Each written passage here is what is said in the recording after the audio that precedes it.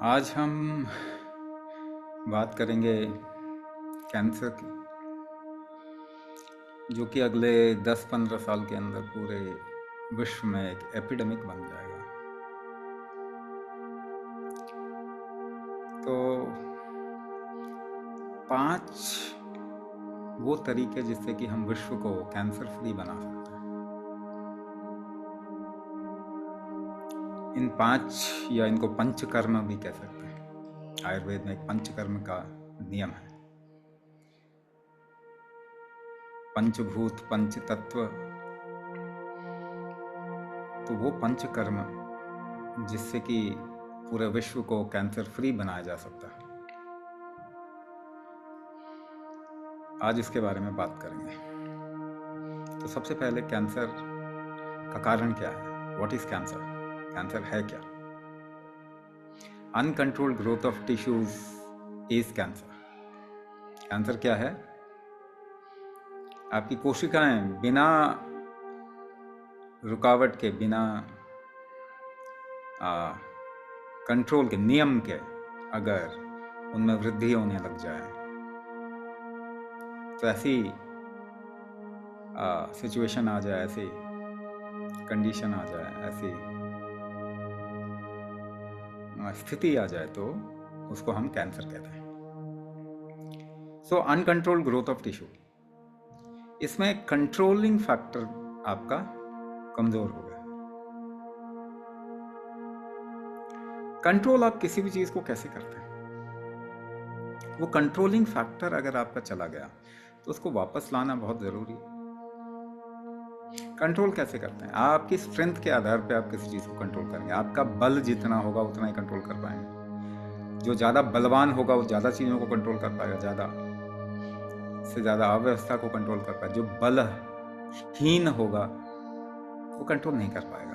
तो पूरी मानव प्रजाति बलहीन होने लग गई है।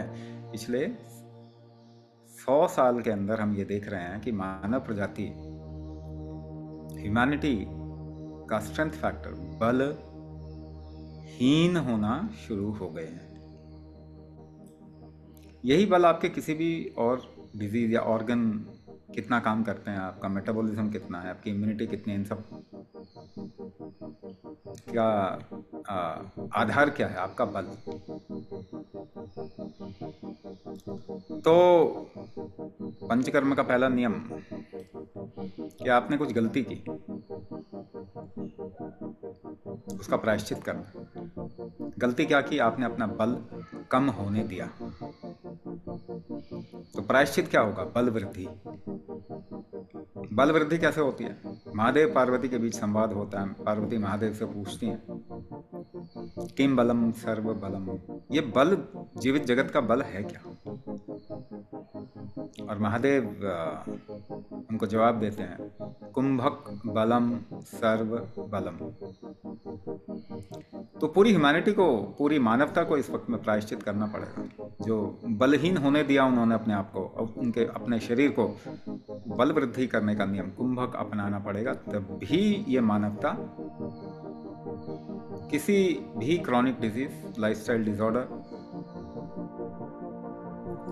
से निकल पाएगी, कैंसर से निकल पाएगी। तभी कैंसर से अगर आपने आपको बचाना है तो बल वृद्धि करना जरूरी है, और ये बचपन से करना पड़ेगा।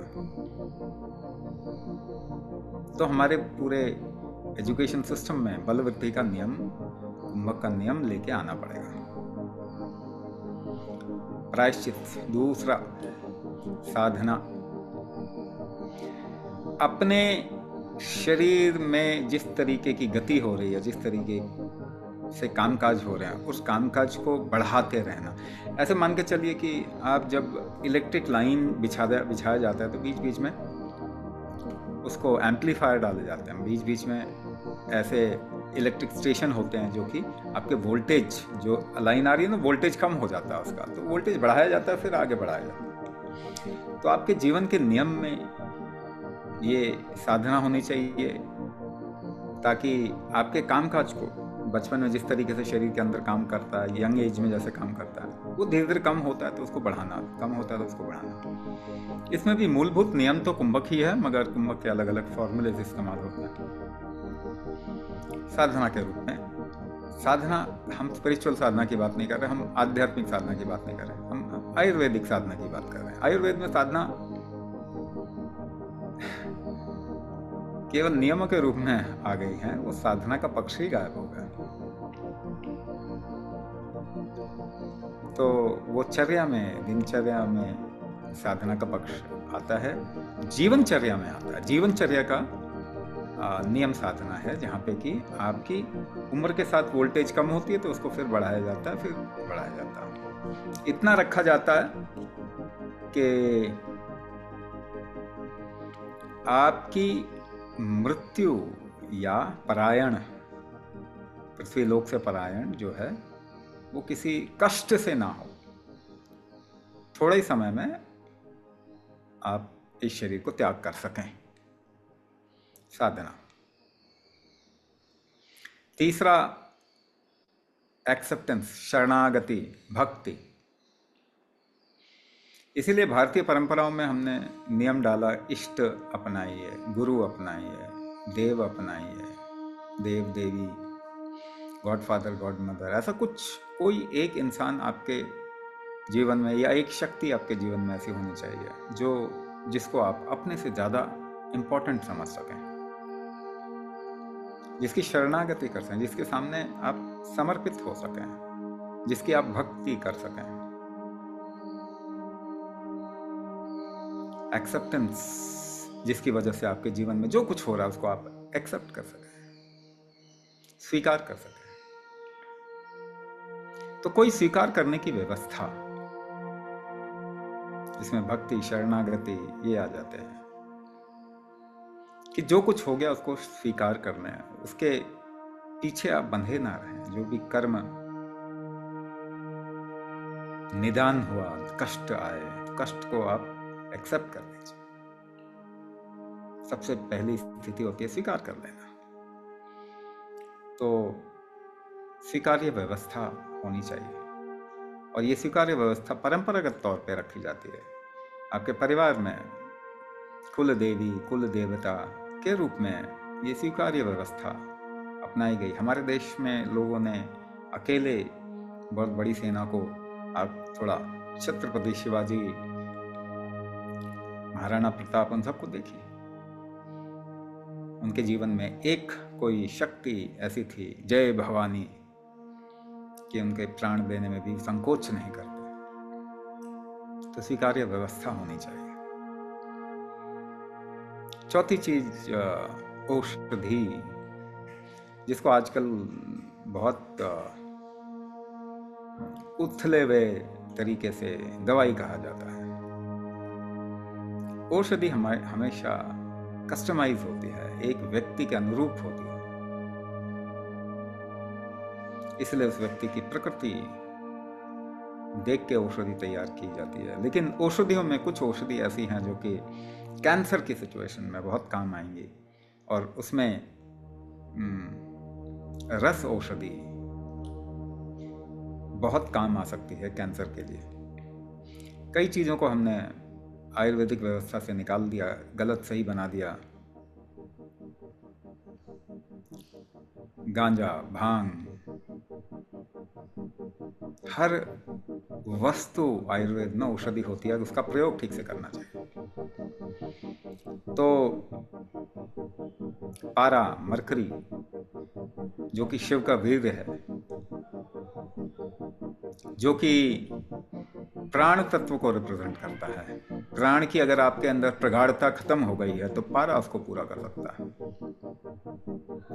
प्राण की वजह से आपकी चेतना आती है, सूर्य चेतना का प्रतीक है, और चंद्रमा चेतना को भाव देता है, इसलिए भाव का प्रतीक है चंद्रमा।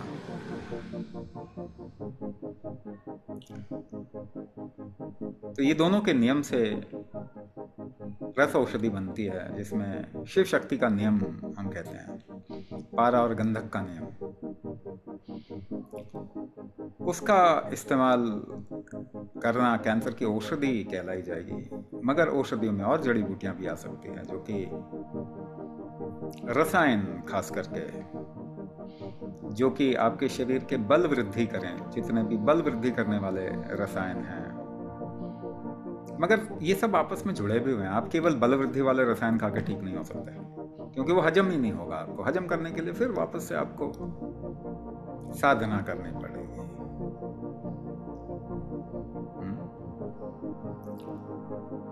तो सबसे ज़्यादा एल्कलिनिटी क्रिएट करने वाली चीज़ें क्या क्या हैं?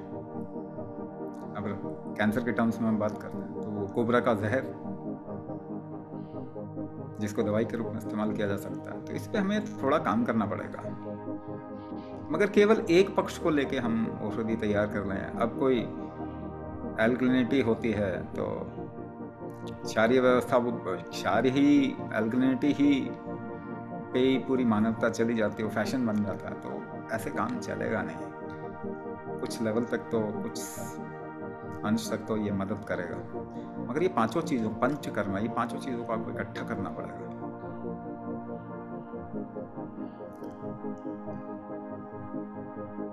इस पर डिटेल में बात करेंगे तो वीडियो बहुत लंबा हो जाएगा, लेकिन मैं पहले इसके डिटेल में और भी वीडियो बना देंगे।